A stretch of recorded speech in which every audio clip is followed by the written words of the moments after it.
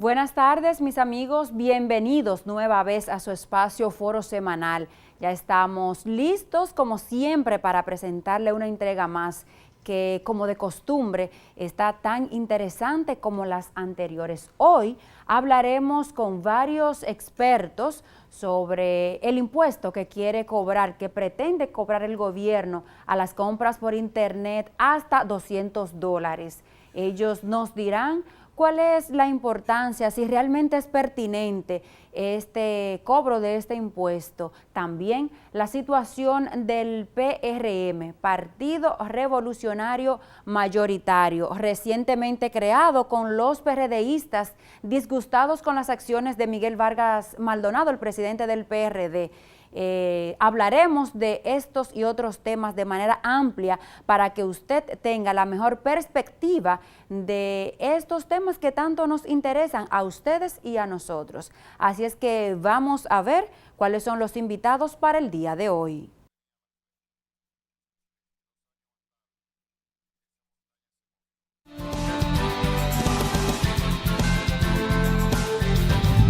El presidente de la Cámara Dominicana de Comercio Electrónico, Domingo Rojas Pereira, saludó la decisión del Tribunal Superior Administrativo de suspender de manera temporal el cobro del impuesto a las compras por internet menores de $200. En el país actualmente, alrededor de 600,000 personas compran cada año por internet. La gran mayoría de esas personas pertenecen tanto a la clase media como a sectores populares. Además, el vocero del Partido Revolucionario Mayoritario, Nelson Arroyo, aseguró que ahora sí habrá una verdadera oposición a las ejecutorias del gobierno. Vamos a encarnar la verdadera oposición. Esto y mucho más de inmediato en su programa Foro Semanal. Continuamos con su espacio Foro Semanal. En esta oportunidad estamos con el doctor Domingo Rojas Pereira. Él es el presidente de la Cámara Dominicana de Comercio Electrónico. Y ustedes saben que este tema del impuesto que se le quiere cobrar a las ventas, a las compras por internet, por debajo de los $200, es un tema que está en la palestra y con él conversaremos sobre este tema. Buenas tardes, doctor, ¿cómo está usted? Muy buenas tardes y gracias por la invitación a tu programa. Usted sabe que recientemente el Tribunal Superior Administrativo acogió por lo menos la medida cautelar que sometieron varias instituciones para que este impuesto no sea cobrado por aduanas. ¿Cuál es su parecer al respecto? Mira, yo creo que los jueces de la segunda sala del Tribunal Superior Administrativo acogieron esa medida que le pedimos, que fue que ordenaran una serie de medidas precautorias, ya que el anuncio que había hecho la Dirección General de Aduana era para que los impuestos a las compras por internet entraran en vigencia a partir del 15 de agosto. Y en esa virtud ellos acogieron el pedimento de ordenar medidas precautorias y las ordenaron hasta tanto conozcan el fondo de recursos de amparo, que dicho sea de paso ya son 3 recursos, porque hay otras instituciones que conjuntamente con el recurso que nosotros hemos incoado también introdujeron 2 más y se tomó la decisión por parte del tribunal de fusionarlos y conocerlos de manera conjunta.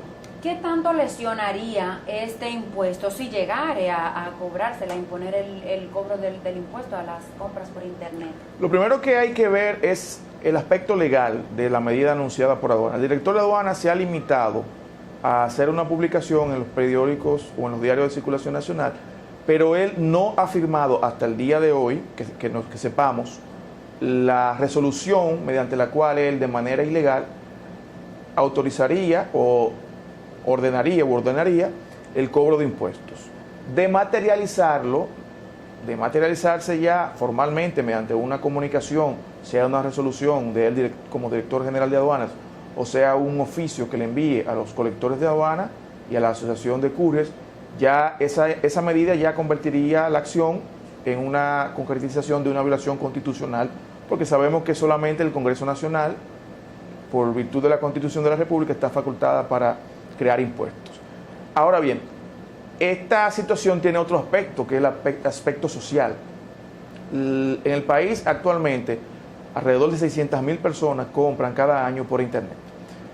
La gran mayoría de esas personas pertenecen tanto a la clase media como a sectores populares. Porque tú tienes que empleados que tienen un nivel de salario, digamos, de 10,000 pesos, no tienen capacidad para adquirir en el mercado local, digamos, un bien como sería un teléfono inteligente, un smartphone, pero comprándolo por internet, con la diferencia de precio que hay, incluso también diferencia en cuanto a la calidad, eso hace que no solamente la clase media utilice la vía de internet, sino que también sectores populares del país tengan acceso a bienes y servicios, a bienes sobre todo, que de adquirirlos aquí en el país, por el nivel de ingreso que tienen, les sería prácticamente imposible. Entonces, no solamente en el aspecto legal esa medida sería dañina, sino también para la economía de esas familias y de esa golpeada clase media, que es la que recibe todo el peso de la carga impositiva que tiene el Estado, también sería un daño que se le haría a la economía popular y a la economía familiar.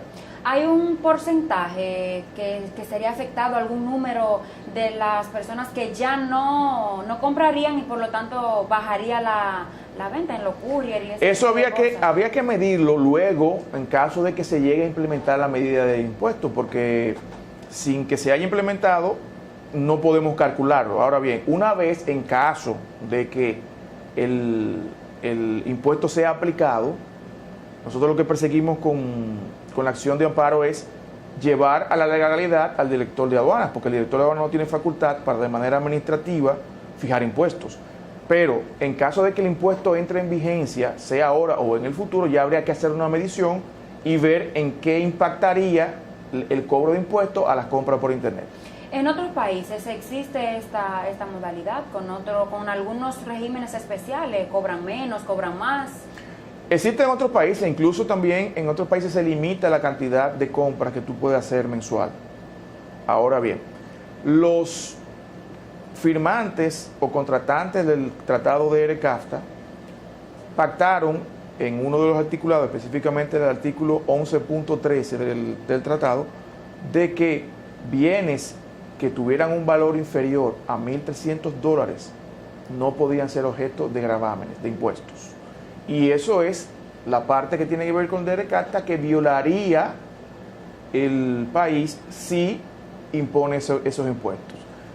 La Dirección General de Aduana, conjuntamente con el Ministerio de Hacienda, ha hecho una serie de publicaciones en los diarios del país, haciendo una comparación entre países que supuestamente tienen impuestos a la compra por internet y otros que no. Ahora bien, lo que hay que preguntarse en sentido general es si el país, los acuerdos y tratados que suscribe, lo va a cumplir o no lo va a cumplir. Porque de ser así como afirman Aduana y el Ministerio de Hacienda, el presidente Danilo Medina, en el año 2012, cuando se hizo la reforma fiscal y se aprobó la ley de eficiencia recaudatoria del Estado, no hubiese tenido que someter un proyecto de ley al Congreso Nacional para que los impuestos que en aquella ocasión se pusieron a la compra por internet fueran quitados, y mediante la ley número 277-2012 esos impuestos fueron quitados. ¿Por qué el presidente Medina sometió ese proyecto de ley? Porque el país recibió la presión, específicamente de los Estados Unidos y de otros países signatarios del ERE-CAFTA, de que esa ley era violatoria en ese aspecto al Tratado de Libre Comercio de la República Dominicana, Centroamérica y los Estados Unidos. ¿Lesionaría la economía si este impuesto se aplicara? Claro, va a lesionar la economía, como yo te dije, de más de 600,000 usuarios que anualmente compran por internet, porque son personas que por el extracto social a que pertenecen, clase media baja y sectores populares, no tienen el nivel de ingresos para adquirir bienes y servicios que adquieren comprándolos por internet, pero que en el mercado local ese mismo bien o ese servicio le costaría 300, 200, 500, hasta un 1,000% más del que lo compran por internet. Es decir, que valdría la pena continuar comprando por internet. Claro que sí, vale la pena, obviamente, y por eso el crecimiento de las compras por internet en el país ha sido vertiginoso, sobre todo en los últimos 3 años. Doctor, gracias por estar esta tarde con nosotros aquí en Foro Semanal. Gracias a ti por tu invitación al programa y le sigo deseando éxitos. Gracias. Amigos, continuamos con más contenido de Foro Semanal. Los jueces de la segunda sala del Tribunal Superior Administrativo ordenaron al director general de aduanas, Fernando Fernández, abstenerse de adoptar la medida de cobrar el impuesto a las compras por internet por debajo de los $200. A nosotros no nos sorprenden los pedimentos porque al tribunal dar la cautelar y ellos no tienen interés en este proceso, ellos lo quieren mantener en un limbo suspendido. La Dirección General de Aduana quiere dejar constancia que fallar esa cautelar sin que Aduanas haya podido venir aquí a discutir ante este tribunal si había fomi, budi, judi, la presunción de buen derecho, si había peligro en la demanda y si no se afectaban intereses generales, violenta la tutela judicial efectiva de la Dirección General de Aduanas y del señor Fernando Fernández en la vertiente. El tribunal, presidido por el magistrado Federico Fernández de la Cruz, adoptó la medida tras acoger una solicitud de medida precautoria presentada por varias instituciones, entre ellas la Fundación Justicia y Transparencia, la Alianza Dominicana de Defensa de los Consumidores y la Cámara Americana de Comercio Electrónico. Que la sentencia en goce que fue leída en el día de hoy, que acoge la precautoria solicitada por los accionantes en acción de amparo en el día de hoy, haya especificado de manera clara cuál fue la posición de la Procuraduría General Administrativa, en la que de manera clara le estableció a este honorable tribunal que no se encontraba en condiciones de conocer una precautoria en virtud del 86, puesto que la instancia introductiva de esa solicitud de medida precautoria, depositada por la Fundación Justicia y Transparencia, no había sido debidamente comunicada a la Procuraduría General Administrativa. La medida del tribunal es hasta tanto se conozca un recurso de amparo preventivo presentado por estas instituciones, a las que se sumó la Asociación Dominicana de Empresas de Courier y la Defensoría del Pueblo.